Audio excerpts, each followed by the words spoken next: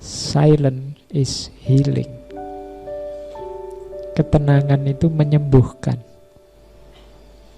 Kediaman itu menyembuhkan, healing.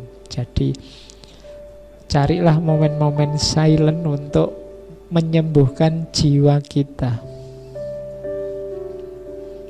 Ambillah waktu sebentar untuk tenang. Hidup kita ini ramenya luar biasa. Kamu sendirian pun kadang-kadang juga rame.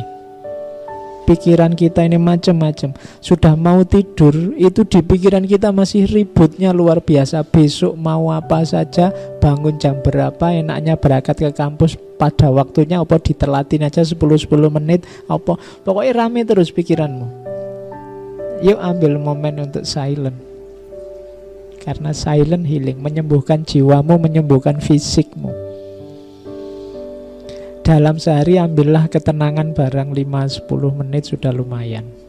1/4 jam kalau bisa, setengah jam syukur-syukur. Ada yang ngambil model meditasi, ada yang ngambil model sholat, ada yang monggo lah. Ambil momen untuk silent, biar healing. Nah ini sarannya Heraklitus. Biar 24 jam hidup kita isinya tidak ribut terus, rame terus. Ada momen-momen, kalau bahasa agama, tafakur, muhasabah, hening. Di banyak budaya, di banyak peradaban, keheningan ini disarankan dengan berbagai bentuk aktivitas. Aktivitas hening. Oke. Oh ini tadi, sama. Much learning does not teach understanding. Kalau ini tadi melanjutkan pengetahuan tadi ya. Banyak belajar tidak berarti membuat orang paham. Banyak yang kayak tadi hanya mengoleksi pengetahuan saja. Jadi urutannya memang belajar, dari belajar terus jadi tahu pengetahuan, dari tahu terus jadi paham. Kalau paham berarti sudah mendalam. Setelah itu sadar. Sadar ini prasyarat awal untuk melahirkan tindakan. Baru setelah tindakan kita tinggal menunggu hasil dan manfaatnya. Jadi belajar, tahu, paham, sadar, dan dijalankan. Urutannya itu. Kalau tidak begitu nanti katanya Al-Quran kaburo maktan. Kamu hanya ngomong.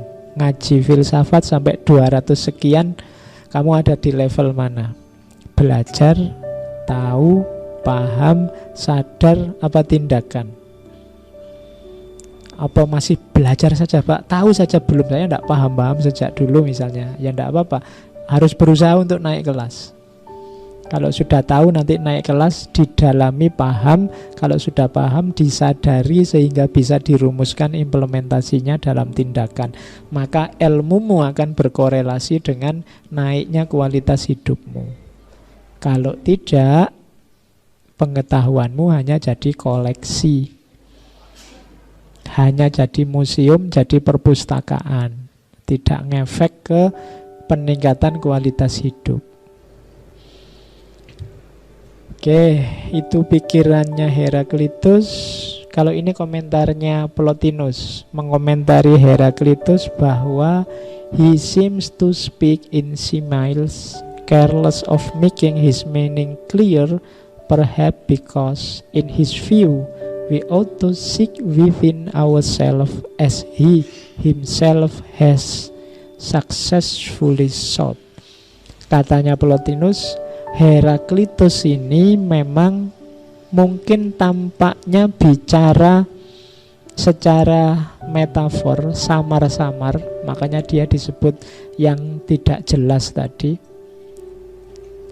Careless of making his meaning clear, tidak serius, tidak hati-hati untuk ngomong yang jelas. Mungkin karena menurut dia kita harus mencari dalam diri kita sendiri.